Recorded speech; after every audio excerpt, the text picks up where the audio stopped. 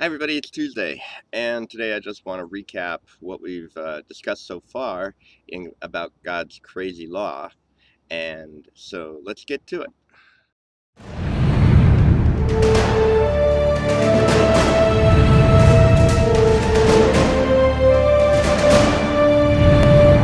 Okay, so we have to establish what is the law, okay, because a lot of Christians think the law is the Ten Commandments, and those are the most popular ones, but actually the law comes from the first five books of the Bible. The first five books of the Bible are actually called the law. The Hebrew word for law is Torah, and the first five books of the Bible are called the Torah, or the Law, which is also called the Pentateuch. Now, that's Genesis, Exodus, Leviticus, Numbers, and Deuteronomy. So, all together, that is the law.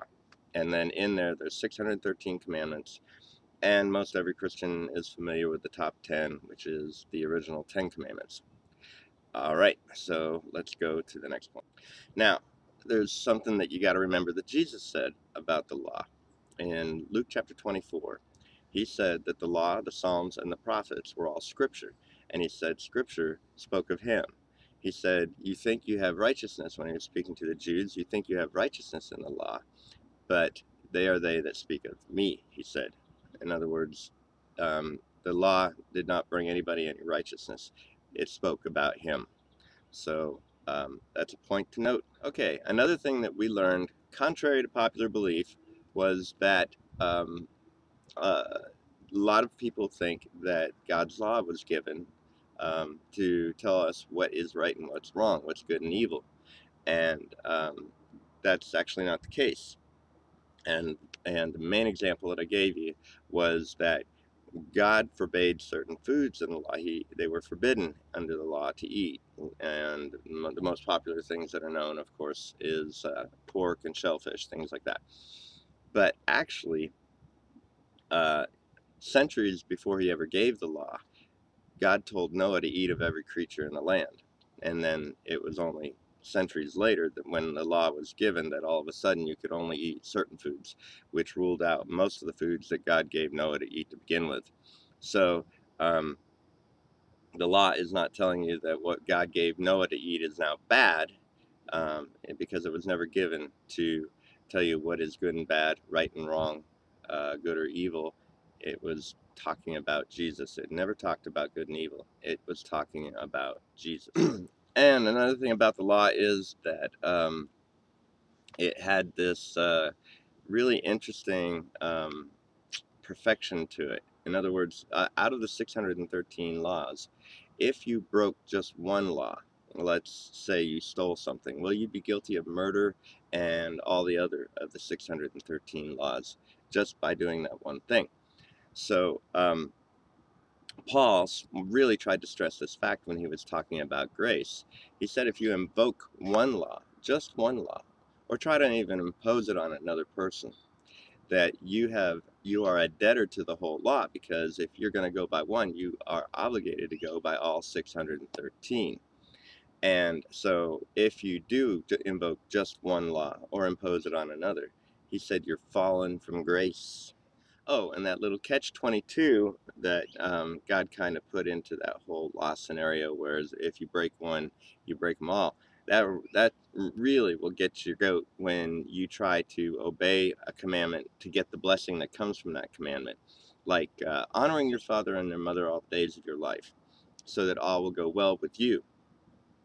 And but to get that blessing, you have to do all the other 612 without breaking one to even get that one blessing. Because if you break one of the other ones, then you're guilty of breaking the law about honoring your father and mother. And of course, you don't get the blessing.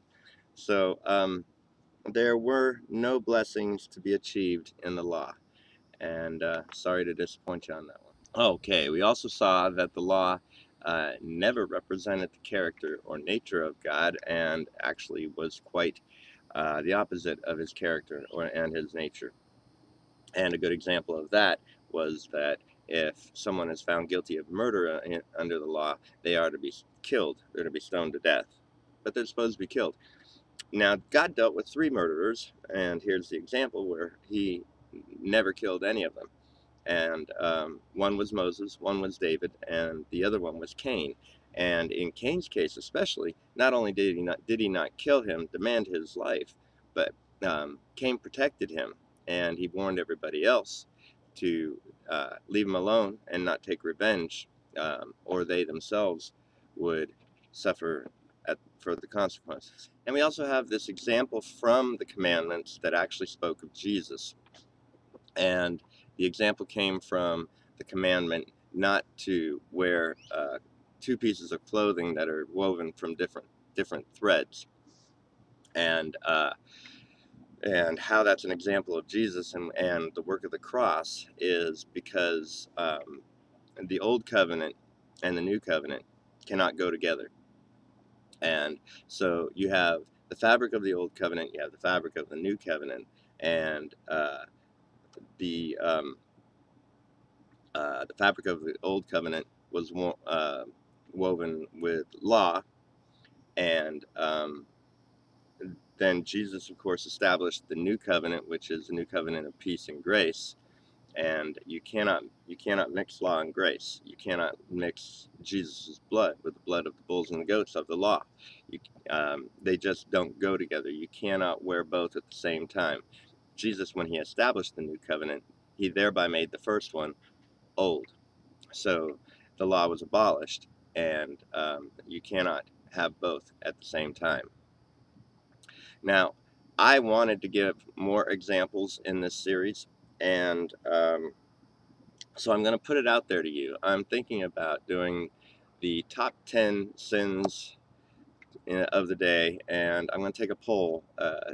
Give me suggestions below the YouTube video on YouTube, or on Facebook, or message me on Facebook, or email me at freedom@gospelrevolution.com, because I want to do the top 10 sins that people say are the worst things to do, and believe that the Bible actually forbids them. And maybe we'll even do it as a separate series.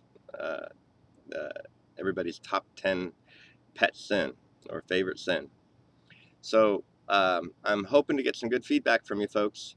Remember to stay in touch with us. Subscribe to our YouTube channel. Subscribe to our newsletter by going to gospelrevolution.com, and on the right hand column click subscribe to our e-newsletter, and stay in touch, and we'll be back.